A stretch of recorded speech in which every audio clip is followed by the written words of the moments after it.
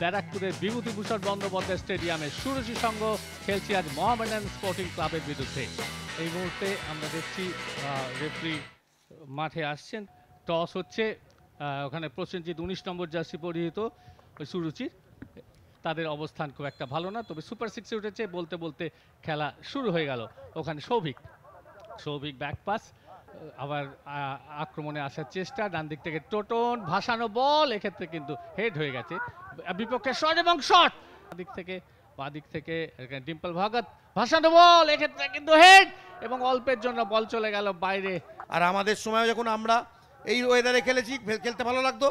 এখনকার সময় ছেলেরাও তাদেরও খেলতে কিন্তু ভালো লাগছে। এক উদ্বেগজনক মুহূর্ত, জিতেন সোরেন শট কিন্তু একেবারে প্রথম পোস্টে ছিলেন। গোল সেই আক্রমণের পরিণতিতে আমরা দেখে নেব কিভাবে জিতেন দিনেশকে গতিতে পরাস্ত করে।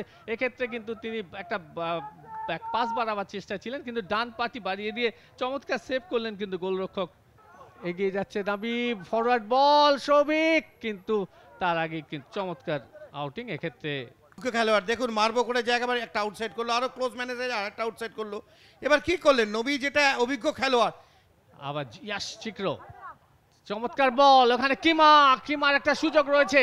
কিমা দেখা যাক কিছুটা ইনসাইড কাট করে এবার লে অফ, ওখানে সাকা শট এবং গোল রেখেছিল এবং চমৎকার প্লেসমেন্ট। কিন্তু সাকার এই ধরনের মানে গোল দেখতে ভালো লাগে, এই যে কম্বিনেশন প্লে, অর্থাৎ 1-1 আমি গেলাম।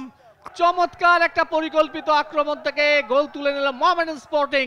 গোলদাতা হলেন সাকা, কিন্তু তার আগে চমৎকার কাজটি করেছিলেন কিমা। ঠিকই কথা, দেখুন সব থেকে এই গোলের পেছনে যে ছেলেটির কথা বলবো, এক্ষেত্রে বল দেওয়া হয়েছে সতীর্থ, সৌভিক শট কিন্তু সরাসরি গোলরক্ষকের কাছে। তবে একটা কথা বলতেই হবে প্রশান্ত, বলতে বলতে লম্বা বাঁশি রবিন বিশ্বাসের, বাজলো বাঁশি, Robinson back pass, Mohammedan Sporting লাল সাকার গোলে 39 মিনিটে সাকার করা গোলে 1-0 গোলে আগুয়ান মোহামেডান স্পোর্টিং।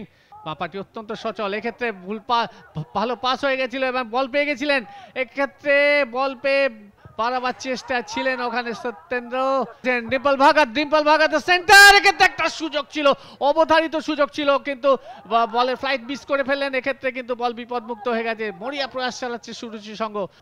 আবার এই মুহূর্তে আক্রমণে সেই সাকা তুলে দেওয়া বল, ভালো গতির দ্রুত গতি সম্পন্ন একটা উইং হাফ কলকাতা মাঠে বিচরণ করছে, এটা দেখার।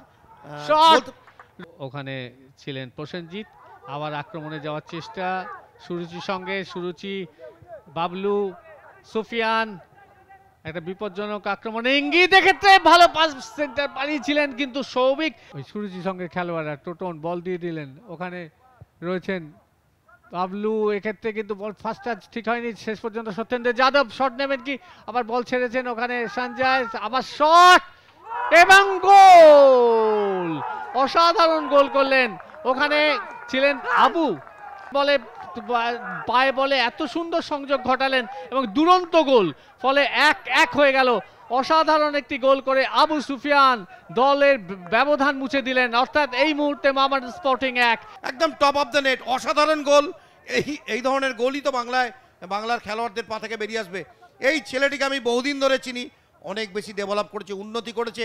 এই রঞ্জন ভট্টাচার্যের এবছরে বেশ কিছু ম্যাচ আবু সুফিয়ান একাই খেলেছে। আক্রমণে আসার চেষ্টা কিন্তু হেড হয়েছে ওখানে যাদবের, আবার দ্রুত গতিতে আক্রমণে আসার চেষ্টা সুরুচির সঙ্গে, এক্ষেত্রে কিন্তু চমৎকার পাস, একটা শোনার সুযোগ রয়েছে সত্যেন্দ্র যাদব চমৎকার ছেড়ে দিয়েছেন, ওখানে সঞ্জয় চমৎকার ভাবে বলটিকে গোলরক্ষকের মাথা। সেকেন্ড হাফে শুরু করেছে সত্যেন্দ্র, দারুণ বল এবং ফিনিশিংটাও খুব ভালো। অর্থাৎ ম্যাচে 2-1 গোলে এগিয়ে যাওয়ার আদর্শ সময়। আমি সঞ্জয় গোড়ার কথা বলছিলাম, ডান দিক বাঁ দিক দুদিকে অপারেট করছে, সারা মাঠ জুড়ে খেলছে এবং দেখিয়ে দিল। হ্যাঁ, খুব ভালো হাফ টানে শটটা মেরেছিল, ভালো ছিল, পাওয়ার ছিল, কিন্তু প্লেসমেন্টটা ঠিক মতো হয়নি। আমি প্রশংসা করবো শুভমের। দেখা যাক, এক্ষেত্রে ভাসানো বল, হেডের চেষ্টা ছিল কিন্তু ইসরাফিলের মাথায় বলে ঠিক মতো সংযোগ ঘটেনি, ফলে বল চলে গেল। লম্বা বাঁশি বেজে গেল রবিন বিশ্বাসের, না এক্ষেত্রে লম্বা বাঁশি, অর্থাৎ স্বস্তি ওই রঞ্জন ভট্টাচার্য নিঃসন্দেহে তিনি অত্যন্ত খুশি। অন্যদিকে মোহামেডান স্পোর্টিং শিবির নিঃসন্দেহে বিষণ্ণ। টাইম স্কোর সুরুচি সংঘ 2, মামুন স্পোর্টিং 1।